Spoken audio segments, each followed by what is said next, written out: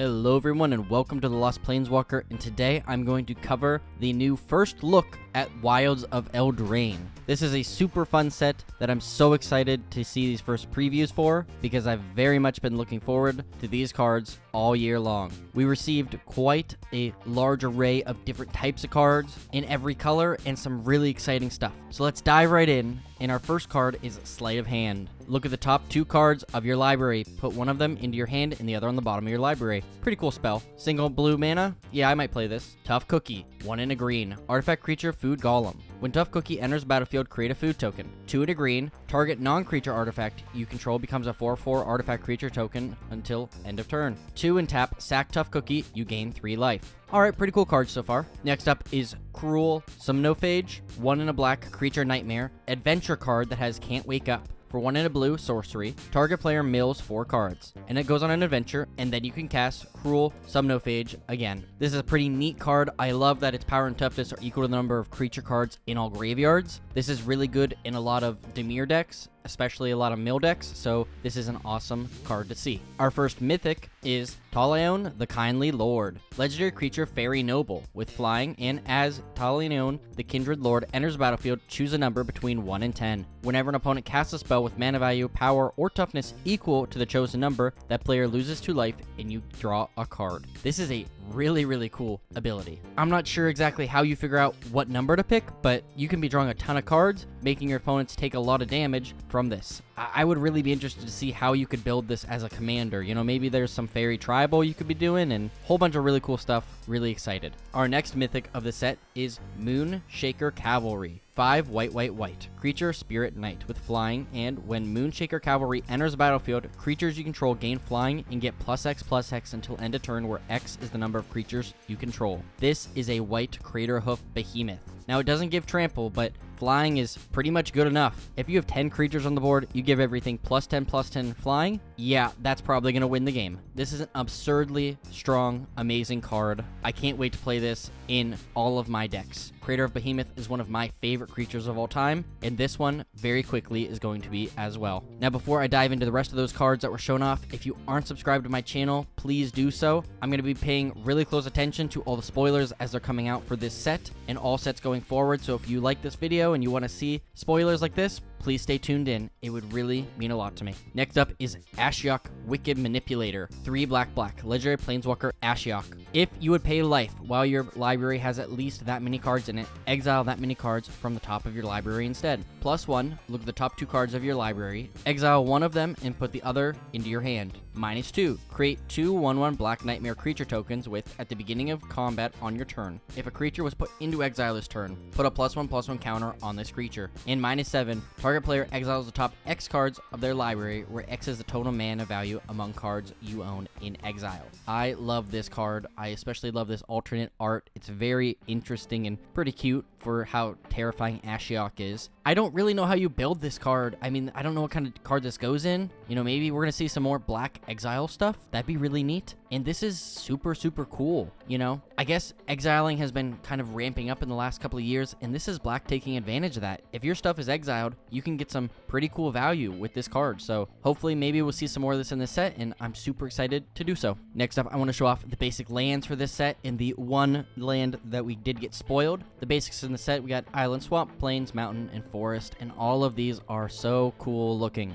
We've gotten so many excellent full art lands in the last couple of sets. This is no exception. These are awesome, and I'll be picking up a couple of these for sure. And that other new one we got is called Relentless Fortress. It's a land that enters the battlefield tapped, adds a white or black or Orzhov, and for 2 white/black, Relentless Fortress becomes a 1/4 white and black nightmare creature until end of turn. It's still a land. Whenever Relentless Fortress attacks, defending player loses 2 life and you gain 2 life. That's a powerful effect. Being able to deal damage without even having to make contact is really strong. If you're in the late game and your opponent is stuck with 1 or 2 life, this could end it very easily because it doesn't matter if it deals damage or not. So I really like this card. I think if you're going to be playing an Orzhov deck, why not throw this in, you know? There's a lot of Orzhov cards, you know, that tap for a white and black that already enter the battlefield tap, so why not this one? And before we get to those final really cool cards I want to show off, not that none of these aren't cool, let's talk about some of the art we got from this set. We got some really cool art for a couple of creatures in this set that we're very excited to see. We have Troyan Gutsy Explorer, which is a Simic card, Helda the Ice Queen, which is an Azorius card, Areti of the Charmed Apple, which is an Orzhov card and a creature I'm very much looking forward to, and Agatha of the Vile Cauldron. I probably butchered these names and I'm sorry about that, but these 4 creatures look super sick. I'm so excited to see what all of these do. You know, we get some really cool flavored cards in Magic, but Eldraine just brings something a little different to the table, and I really love that. Next up, I don't have any of the names for these cards, but we can see this giant Hydra goose that I love so very much. We have this like castle that looks almost spectral. That's very cool looking. We have this guy. He looks like he's going to be a legendary creature in this set. He's a Flame Sword Whip controller. I don't know. That's going to be interesting to see. And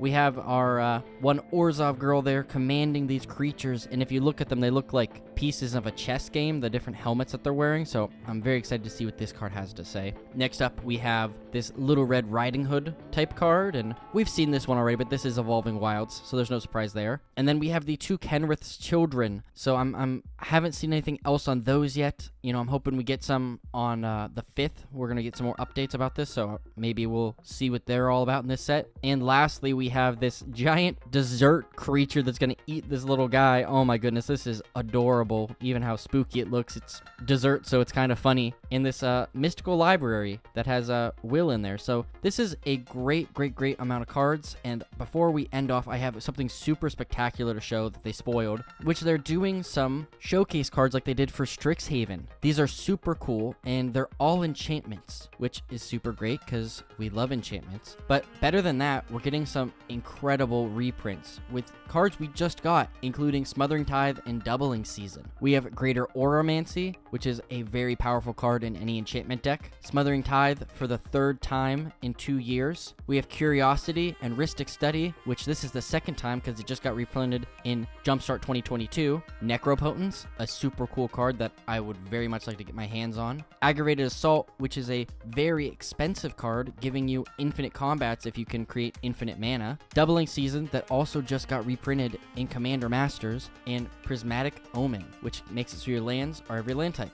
These are some awesome enchantment cards that they just surprised on us. Now, these cards will be in every booster, or so I've read, meaning that it doesn't matter if it's set or draft, you should be getting one of these cards in each of those boosters. Eldraine is coming at us hard, and we are getting so many awesome cards from this. This is the first set that's going to kind of pick up where the Phyrexians left off, and we're going to get to see some of that devastation that they did to the land. And we're also going to get to see Eldraine in a different light. You know, there's been a lot of hardship. You know, maybe there's some new people taking power, and just the amount of cards and the type of cards we're getting is going to make this one of the, if not the most memorable set of 2023. I was super excited for Commander Masters with so many great reprints to help cheapen things down, but they're doubling down by reprinting cards they just printed, dropping those prices even lower, and I hope everyone watching is able to pick those up if there's any that they're looking for. So thank you so much for watching. I hope you enjoyed this video. I was trying to get this out as quickly as possible because I was so excited about this, and I just want to share it with all of you. Like I said earlier, if you aren't subscribed, please do so. I'm going to be paying really close attention to all the new spoilers that are coming out and talk about this set, including building new commander decks around these cool creatures. So if that's something you're interested in, please stay tuned and subscribe to my channel. If there's a card you're hoping to see reprinted in the enchantments, or maybe there's a creature you'd like to see come back from the original Eldraine, please leave in the comments down below.